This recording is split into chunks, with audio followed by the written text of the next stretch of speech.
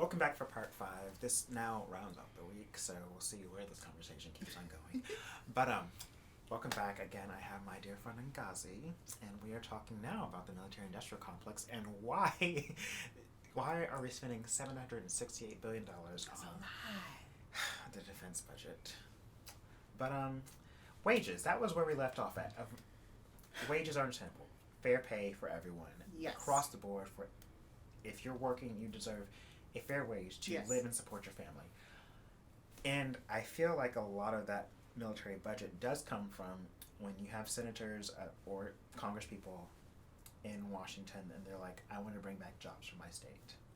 And so then you get bloated budgets or whatever.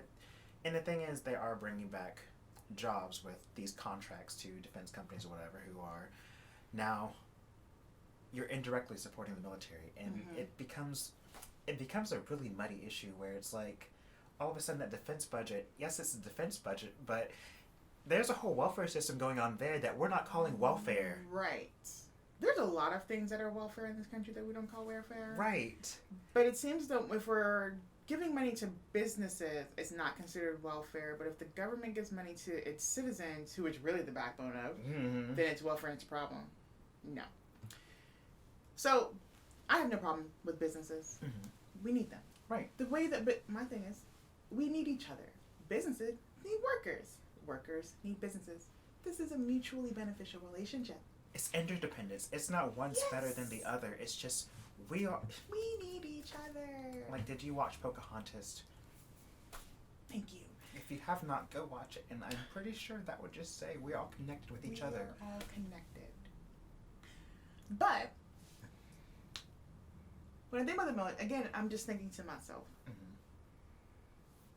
what are we spending this money on? Because I personally do not feel safer since this man has gone into office. No. But that military budget has gone up. So my question is, where does this money go? And also, is this money really being spent on defense in regards to, does the military men and women who are actually like in harm's way, do they have quality equipment that is trustworthy, that is actually going to keep them safe? Or are y'all just throwing money at a company that's just taking coins and then giving out the same old stuff you've had? But this year they told you that the Kevlar vest is going to cost them $850 to make, but last year it costed $600. But the vest is the same. Right. If we're spending this money to actually defend America, to actually defend Americans, men and women, all right, we got to find another way to make more money, you know. But if it's not, if the money is being spent to line the pockets of businessmen and women who are using the military as a cover-up, and again, our military men and women should not be struggling. No, they really shouldn't. They shouldn't have to live on base or extend their time in the military to pay for basic needs. And I just feel like, I know too many military men and women who I'm like, why do you live like I do? But you work for the government. Right. Anybody who works for the government should not be struggling. That makes no sense. So I look at that military that military bill, and I'm like, something fishy. We ain't spending that money correctly, and we're not. Also, it was a central goal of this administration to pull us out of so many things, which they did, to the chagrin of the entire world and also the entire Defense Department of like, we're not going to support the Kurds anymore. We're going to pull out of Afghanistan and make these treaties. And it's like, so we're doing all this pulling out, and yet we signed a record bill? Like, I thought we were pulling back, and yet... Why are we spending more money? For what? It's because you have half the troops out there. So what do you need money for? Either you are or you not. Like... Which one is it? You can't say we're pulling back the troops and then spending more money. Like... And I remember before John McCain died, he made this huge speech about how our military is depleted in regards to like equipment. Now, granted, again, I'm thinking to myself, all this money y'all got and y'all aren't keeping up with the equipment. Where's this money going? Because with as much money has been allotted for defense, that is a place where fiscal responsibility should be number one. Number one. How and again it goes back, how is this money being spent? where is the accountability for the fact that our Congress gave you coins, American people's coins? What did you do with it? And it's interesting because Republicans love to talk about fiscal responsibility for everybody else.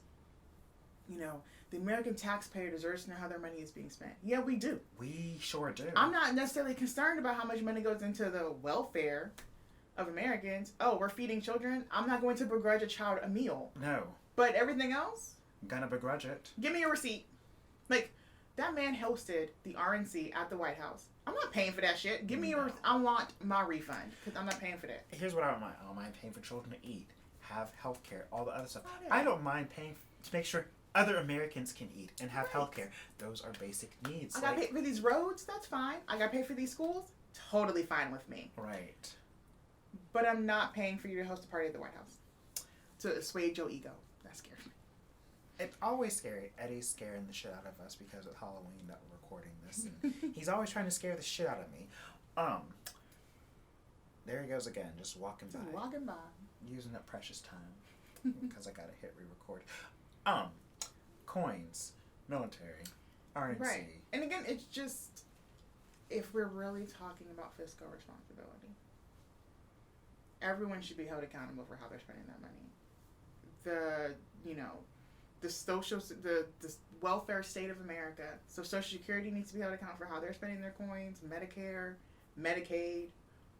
Everyone should be producing a receipt for this is how much money we were given, this is how we spent it. And so, funny to bring up Social Security, Medicaid, Medicare. I do feel that these programs could be combined for universal health care. And some of those services aren't included, but I do feel like the core of them is you could just lump it all in one thing. Right. So it's interesting to me that people like to complain about welfare until welfare helps them. Right. So y'all got a problem with Social Security.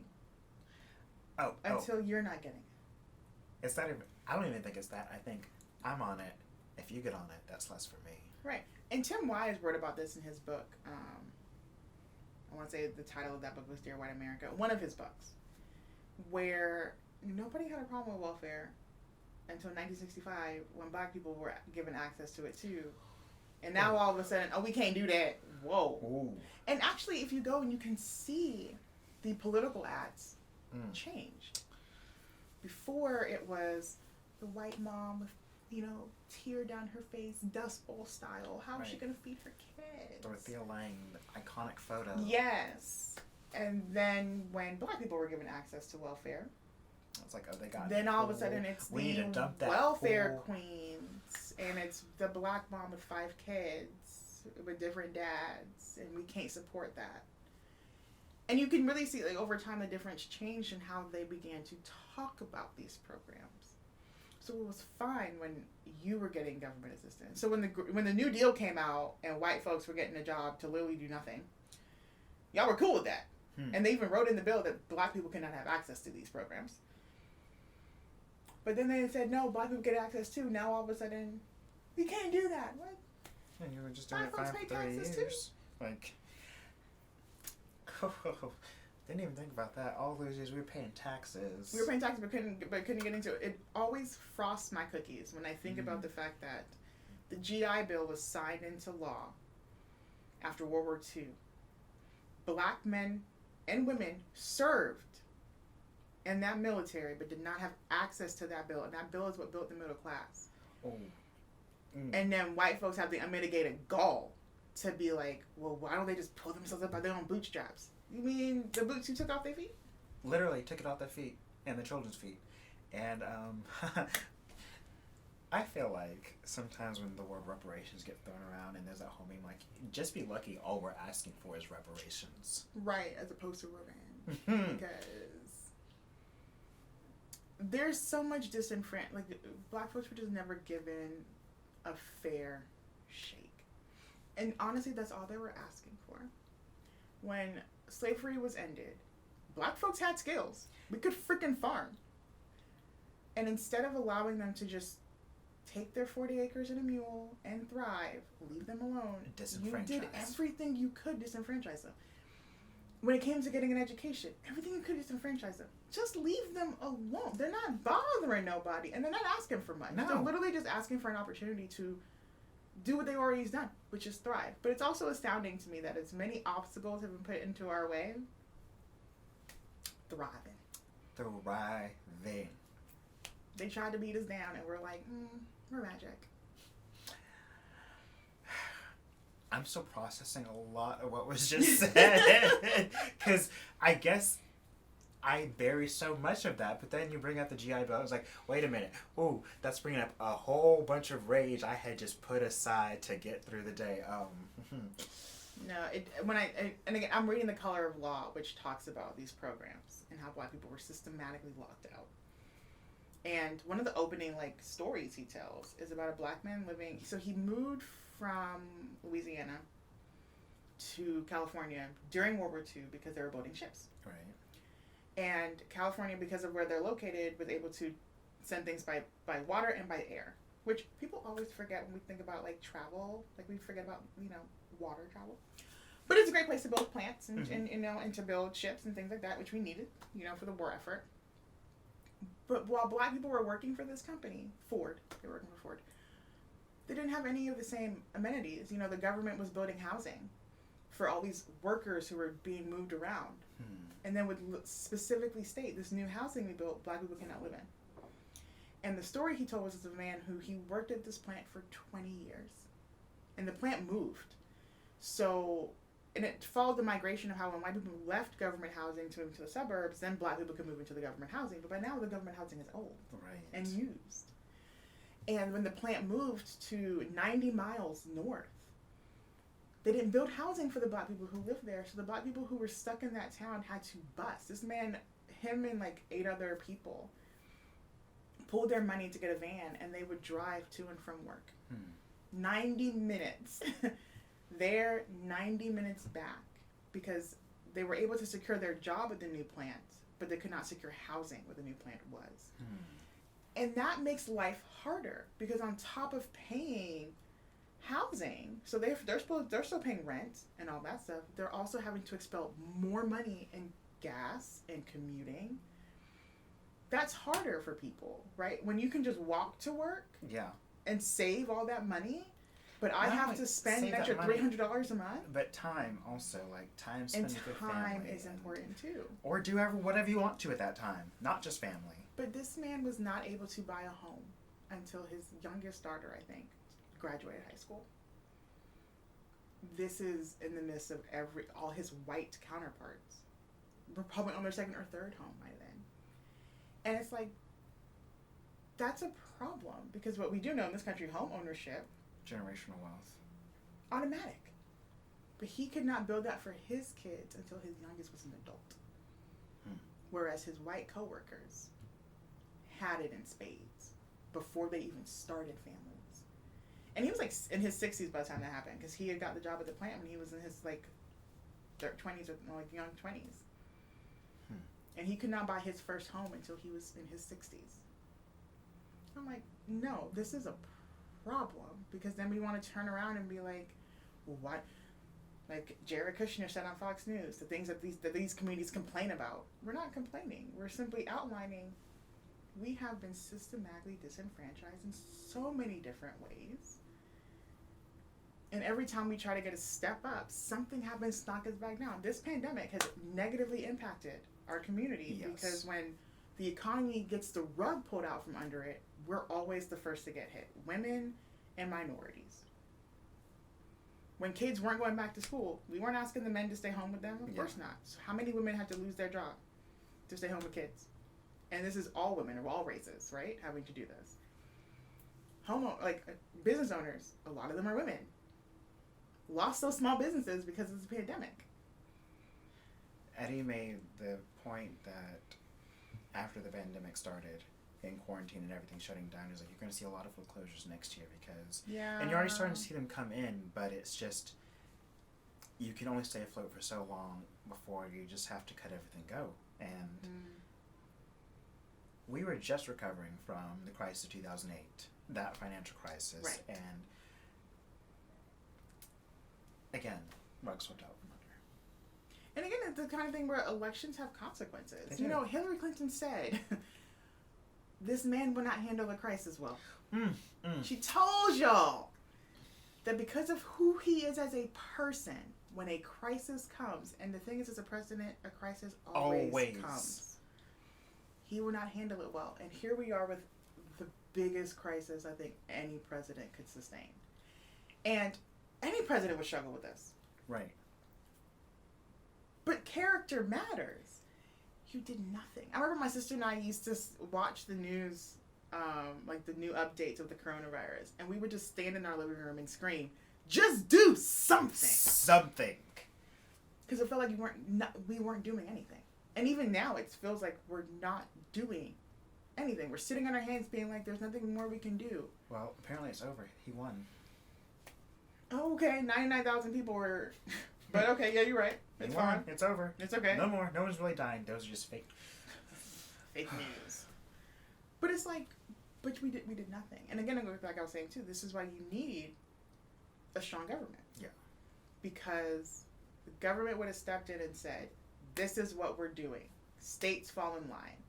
And the thing is, the way our Constitution is set up, the states cannot go over the federal government. So if the federal government has set the standard high, then states could have responded within that limitation of like, okay, so the thing is, the federal government wouldn't even have to set a strong thing. It's just like, here's the minimum. Be like, hey, we're going to enforce, no more than 10 people in a room, 6 feet distancing. We're going to highly encourage you wear a mask. You're going to see everyone in government wearing a mask. We're going to put out PSAs about wearing a mask. We're going to make sure that we have access to testing. So we're going to push all of our government resources into getting the states the tests that they need. States, do you need ventilators? What do we need to do to increase your hospital capacities? Little things like that. That could have happened in the background without any of us realizing it was all happening. Yeah. Because if you weren't infected with COVID that you need to be in the hospital, you're not going to know about ventilators. If the government has sent everybody a mask, because it's not like I don't have our address. They would have sent us a check with his name and his right. signature. You and can send you can send money to my account. You can't send me a mask. Come on now. And if every household had been given a mask, because they know how many people are in the house because you have the census. Right. So every American's going to get 5 masks. Or 7 masks, one for every day of the week. We're going to put in there, when we came back into the country, they gave us a packet that literally, and everyone got one. It wasn't one per household. Everyone got one telling us the symptoms to look for, access to where to find our information about our CDC and our health department, where we live, and recording our temperatures. They wanted us to do temperature checks twice a day. It gave us exactly it was a very thick packet, like 8 pages or so. Oh, God. Of, this is what you need to do since you were returning from traveling overseas. That's how you do it to make sure people are safe. And we sure did. Because my government told me to, and I believe in government. My sister and my mother and I checked our temperature twice a day. I checked when I woke up, and I checked before I went to bed. Because I wanted to make sure I did not have the virus. And granted, I was working from, we weren't going anywhere but to Kroger. But still, you were checking it because that's what you told me to do. Yeah. That. You told me to check twice a day. You told me to wear a mask if I go out. You told me to socially distance. And we were so, like, if I was at Kroger, I had a mask on, and if somebody came next to me, I held my breath and I'd move. Right. Because you told me that this virus spreads, and this is what I need to do. And that's what we knew at the time, and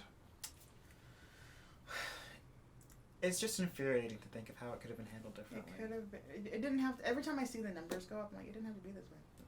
You see other countries who battled it. We're going to stop right there because, again, I got to check the time. And we just been busy chit-chatting away. So join us for part 6. Okay.